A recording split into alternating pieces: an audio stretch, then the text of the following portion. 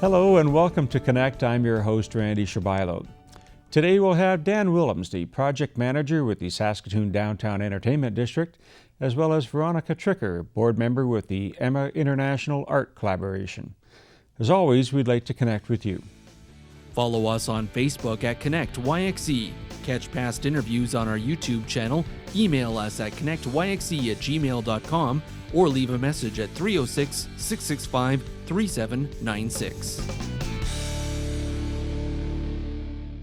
We have Dan Willems, the project manager for the Saskatoon Downtown Entertainment District, with us today. Going to give us some insight into what's been going on and a little bit of glimpse into the future. Dan, thanks for taking time out of that schedule. I know it's packed today. Yeah, for sure. Thanks, Randy. Appreciate it. I want to talk a little bit about you and how you got involved in this. You've been with the project now for a little while. Yeah. What's your background and how did you guide into where you're at? For sure. I'm over 2 decades into my career. A lot of my earlier career built on, throughout my career built on leading major projects. Of course, starting off by supporting major projects and moving into it. The last major one I was involved with and closed on was the North Commuter Parkway here for the city, which was about 5 years of my life. So, been involved with this project for just over the past 2 years, about 2.5 years. This project goes back to 2018 when the SaskTel Centre and TCU Place boards brought forward market analysis reports about their facilities and a business case made for renovation or upgrade of or replacement of the existing convention center and replacement of the existing arena and relocating that downtown. Council at that time decided to put the future arena downtown and establish it in a broader event and entertainment district, which is kind of the initial seed, I guess, that was planted for the district project back in 2018. So over the past years since 2018, so coming up on 4 years now since those decisions were made, we've been actively working on land assembly in the downtown to bring forward council an array of options for where that arena future event center will be located. And I realize it's been in the news on and off here for a couple of years now, and I think my project team, I think, experienced the same frustration as the public as far as wanting to get there, but we're working as diligently as we can be to get those options brought forward. And you know, of course, it takes two to tango, so we're dealing with private landowners on some sites that are, you know, we're moving as fast as we can, but it takes two to really move forward. So our hope is we're imminently or at the precipice here of bringing those site options forward and then making those public and doing a public engagement to solicit the public's feedback for City Council to ultimately make a decision hopefully later this year. So that's Cole's notes, 50,000 foot view where we're at. The district concept, Randy, if I could go on, is not just an arena/event center for the community. As I mentioned, and a newer expanded convention space as well. We've heard loud and clear from other jurisdictions across North America that have done things like this. Having the evening animation provided by an arena offset by a daytime animation provided by a convention center gives you that day-night animation and brings that liveliness to the whole district kind of throughout the day type of thing, and they build off of each other. So those two aspects of it being the main anchors within the district vision that City Council has, but also supported by bus rapid transit. So the reasons to go there, the convention center arena and all of the surrounding entertainment venues that will crop up with a development investment like that. And then the bus rapid transit system to provide folks just more opportunities or more options to get to and from those facilities. It's a massive project. I commend you and the team in the work that you've been doing to bring all of that together.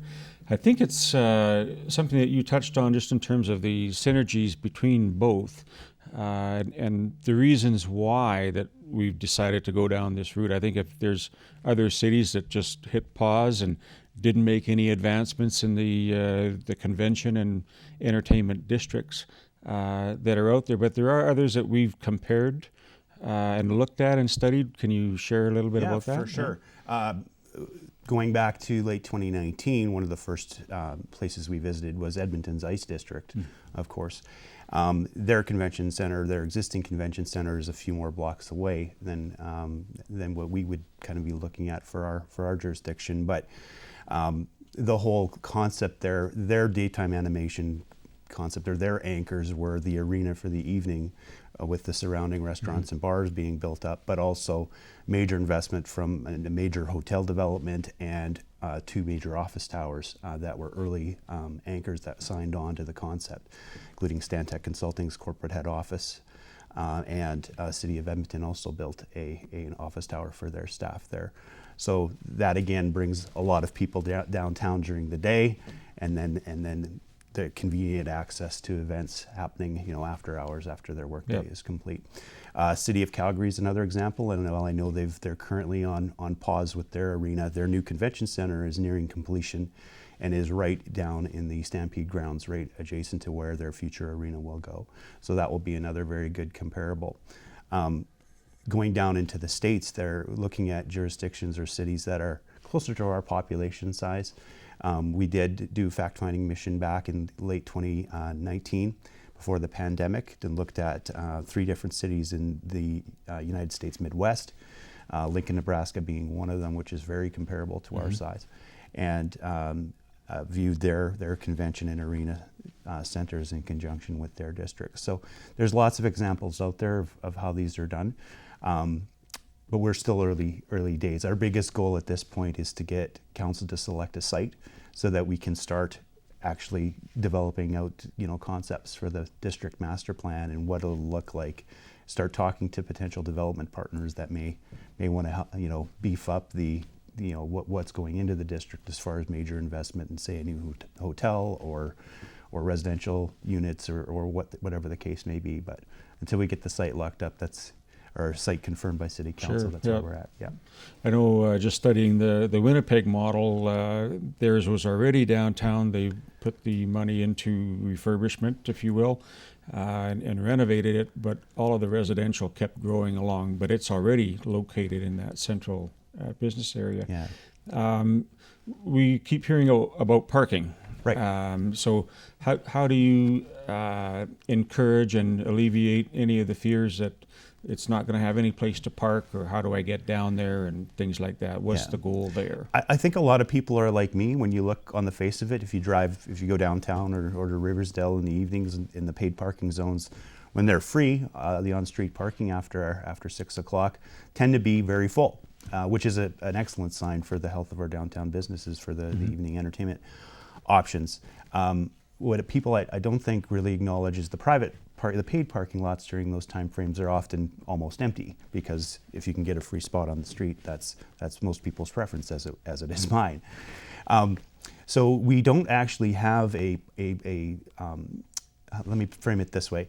The existing SaskTel Center has about 4,000 public parking spots out there. In the downtown of Saskatoon, there's 12,000 public parking spots. That's between on-street parking, city-owned paid lots, and privately owned paid lots alone.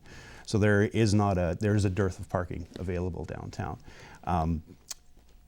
But I will say, depending on ultimately wherever we end up going with this, we do acknowledge, downtown is a broader area. We will provide some additional parking structures, or at least one, depending on which site's selected, to provide some additional parking on site for people.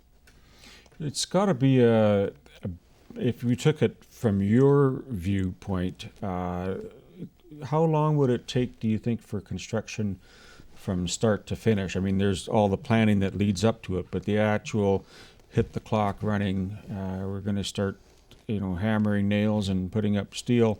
What would be an approximate time frame that we budget for? You might have seen the news article today about the demolition work that's starting for the library. That's going to occur this fall. They'll start construction next year, and they're hoping to be complete by 2026, which would be about 23, 24, 25, 26, 4 years for that one. These are major projects that take quite a bit of time. I think the challenge we'll have with this one will be, depending on the site selected, what other work will need to be done before, let's say, a new event center / arena is constructed. So, for example, if, like the library, there's demolition involved, that all takes time to deal with. if we were talking strictly about construction of that building itself, likely 3 to 4 years is very reasonable, similar to what the library is. Same thing with the convention center, another 3 to 4 years, which can probably be done in parallel. Yeah, exactly. What do we have to look forward to as a public to be able to engage in the upcoming 6 months or so? For sure. As soon as we're able to make the site options public, our intention is to take that to City Council and immediately proceed to public engagement following that report to Council that officially unveils the sites.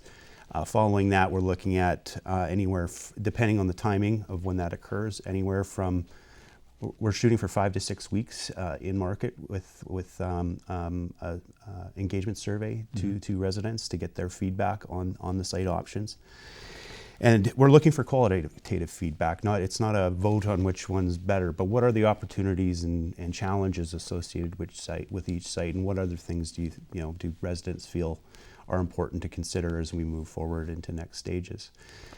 That's just on the site option itself. As we get into the district master planning, so what does the district look like? What are the public realm spaces look like, the plaza spaces, or whatever the case may be? There'll be numerous engagements involved in that portion of that planning work that's done as well. And I would envision there'll be several public open houses as we get closer and into construction to let people know what to expect and that type of thing. Is there an address that we could log into or any way to contact? Will that be published? Yes, saskatoon.ca/district. She'll take you to the right page, and there's information there if you want to submit a question or comment. You can do so through that. Appreciate any feedback at this point. I know it's, not able to share the sites with everybody here today. But if there are thoughts, we're definitely our ears are wide open. Well, I appreciate all the work that's gone into it so far, and congratulations to you and your team for all the background work. I know it's nice to have ribbon cuttings, but it's a very heartfelt thank you for everything you've done so far. Dan Willems, thank you so much for coming down, and we'll look forward to seeing you again maybe next year with some more updates. Sounds good, Randy. Thanks. Stay with us. We're coming right back.